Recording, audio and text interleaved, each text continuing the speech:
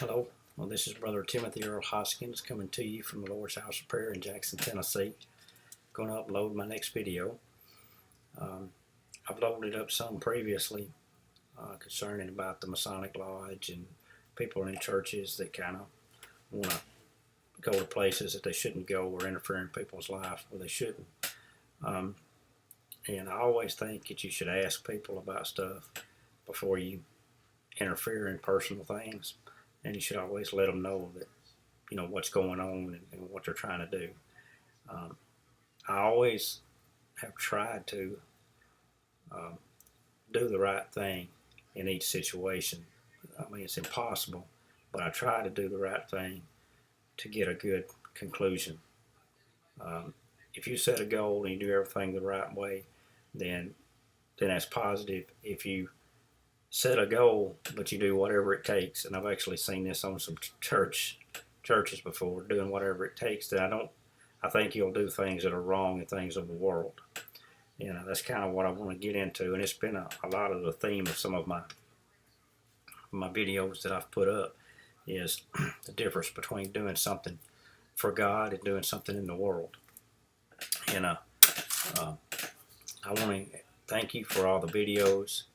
For all the comments and the watching of my videos, and I thank you for that. I want you to continue to do so. I thank you for the prayers, as I've been praying for you. I haven't said this in any of my videos or put it out anywhere, but my dad has had a lot of health issues. He's on dialysis, he has cancer. He had open heart surgery, and all this has hit him in the last year. And I've been kind of dealing with that. That's one reason I haven't put as many videos up as I would like. But he's doing well for everything that's going on. And I ask for your prayers for him as well. I don't usually talk about all the personal stuff because I'm just never have been that way. And but we got some good news a couple of weeks ago when he did a scan that he's on a new chemo pill, and some of the cancer that was mass in his lung and his neck is completely gone now. So that's really, really good. But the dialysis really makes him really weak. So I appreciate your prayers on that. Pray for our country, our leaders, and our government, and our churches, and our new president, his administration, and he's doing a lot of good. A lot of good. He's trying. He's trying to do good. And I think we need to get behind him and pray for him and do what we can to support him on that. And what I want to talk about, and I may have another video up on this, but it's overcoming the world. And a lot of this is, where Christ is speaking. And a lot of these scriptures are in Revelation, and I'm going to read those. And I think he talks about overcoming. And I think what he's talking about is that we are overcoming the world. And when we overcome the world, that means we are with him. The Bible tells us that the love of the world is a great hatred of God. So if we love the world and the things in the world more than we do God, then somewhere we've lost a connection in what we're trying to do. You've got to live in the world, but you don't have to be a part of it. And a lot of that is, we get pressured into accepting things that are wrong, or we get to say, well, if you don't, we can fine you, or we can put you in jail. This has been going on, and we had a Supreme Court ruling that the baker could, not do a cake for a gay wedding. Shouldn't have to. They can go somewhere else and get a cake. It's just they just want to make people accept something that's wrong or of the world. But I'm going to read these scriptures, and I'm going to start in Revelation chapter 2, and I'm going to begin in I'm going to read verse 11, just the scriptures that talk about overcoming. He said, "He that hath an ear, let him hear what the Spirit saith unto the churches. He that overcometh shall not be hurt of the second death." We jump down to verse 17 in the same chapter. It says, "He that hath an ear, let him hear what the Spirit saith unto the churches. To him that overcometh will I give to eat of the hidden manna, and will give him a white stone, and then the stone a new name written, which no man knoweth, saving he that receiveth it. Revelation chapter 2, verse 26 and 27. I'm going to read both of these. And he that overcometh and keepeth my works unto the end, to him will I give power over the nations, and he shall rule them with a rod of iron. As the vessels of a potter shall they be broken to shivers, even as I received of my Father.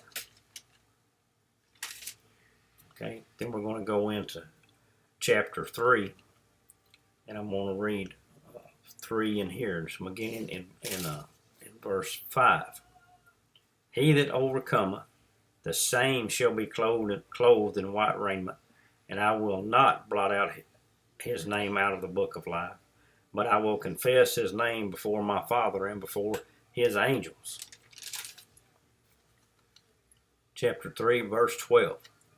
Him that overcometh will I make a pillar in the temple of my God, and he shall go no more out, and I will write upon him the name of my God, and the name of the city of my God, which is New Jerusalem, which cometh down out of heaven from my God, and I will write upon him my new name. Revelation 3 and 21. To him that overcometh will I grant to sit with me in my throne, even as I also overcame, and am set down with my Father in his throne. So he's talking about overcoming and overcoming the world, meaning that you don't have a love of the world, you have a love of God. And if you do that, Christ is going to confess you before God and save you from death. And as you know, I've told on here a few times, I don't believe that there is an eternal hell where people are burned in hellfire from all eternity. I believe that at this last judgment, where Satan, his angels, the false prophet, and all those people that still refuse God are going to be thrown into this pit of fire, and they're just going to burn up and not exist.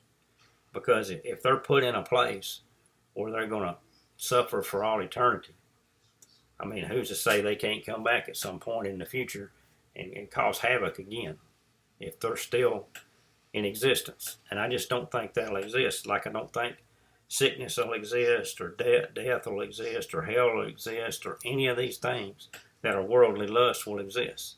We'll be immortal, spiritual beings that have overcome the world and are with God. And I believe that's what will be at the end. There's scripture in Revelations 21, and I'm going to read verse 7 and 8, because it kind of tells you what's going to be for those that overcometh and those that don't. Those stay in their sin or stay in the world. He that overcometh shall inherit all things. And the Bible tells you that. He tells you that all things are yours. He doesn't say a part of a thing or lose one thing to get another thing. He says all things. And I will be his son, and he shall be my son. I will be his God, and he shall be my son. But the fearful and unbelieving, and the abominable, and murderers, and whoremongers, and sorcerers, and idolaters, and all liars shall have their part in the lake which burneth with fire and brimstone, which is the second death. And that's why I say that. I think at that time when I think none of that exists anymore. The false prophet, I think it's all gone away. I don't think it exists anymore. I don't think God will allow his people that he has brought to him to know that that maybe even some family members or friends or people they know are suffering for all eternity. I think they're just going to be gone, and because I don't think God is that cruel to do that. I think he'll make a just judgment, and the people that are right with him and have tried to do right and did everything they could and accepted Christ are going to be immortal beings and live for all eternity with God. And those that have not or that care more about the worldly lust than the spiritual, are going to not exist. I'm going to read some other scriptures here that are from earlier in the book, the Bible. I'm going to read 1 John 5, and I'm going to read verses 3, 4, and 5. For this is the love of God, that we keep his commandments, and his commandments are not grievous. For whatsoever is born of God overcometh the world. And this is the victory that overcometh the world, even our faith. Who is he that overcometh the world, but he that believeth that Jesus is the Son of God, that Yeshua is the Son of God? John 16 and 33. Again, and this right here is Jesus' his own words, the Messiah's words. These things have I spoken unto you, that in me you might have peace. In the world ye shall have tribulation, but be of good cheer. I have overcome the world. And Paul talks a lot about having, tribulations, going through much tribulations and things like that. But if we trust in God and accept Christ, we have peace, and we have overcome the world. And again, I think we do this by doing what's right, not by doing what's not right. And so I want to encourage you to do that. Think on what is good and acceptable in God's eyes, and not what is bad. And you're going to go through trials and tribulations. You're going to go through all kinds of events that are going to try to take you away from God or get your mind off of it. I've been dealing with a lot of that myself here lately, and I've still tried to read and pray and do those things, and it's gave me a lot of peace when I did that. Because of this stuff, there was a few days where I didn't pray or I didn't read, and I could tell it was manifesting on me and trying to drag me back down. But when I got into doing it every day again, then everything became a lot better. And God will give you, it says in here, all things. You'll inherit all things. You'll have all things, not just part, but all. And I want to read this last thing right here. And this is Christ in Revelation. It's Revelation chapter 1 and verse 18. And Christ says, I am he that liveth and was dead. And behold, I am alive forevermore. Amen. And have the keys of hell and of death. So, Christ, the Messiah, Yeshua, is the answer to this. It's the way we overcome the world. It's the way that we can go through our lives when we're getting hit roundabout by trials and tribulations and temptations. And that's just the way we have to do it. But remember, you can overcome the world. And Christ says that when you do that, you're going to have all of these things. You're going to have all of this. Not only in this world, not only in this life, but in the next one to come.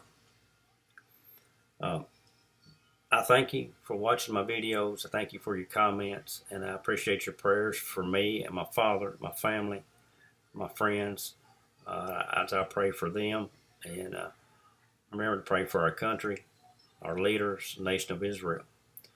And I thank you once again. This is the Lord's House of Prayer in Jackson, Tennessee, and God bless.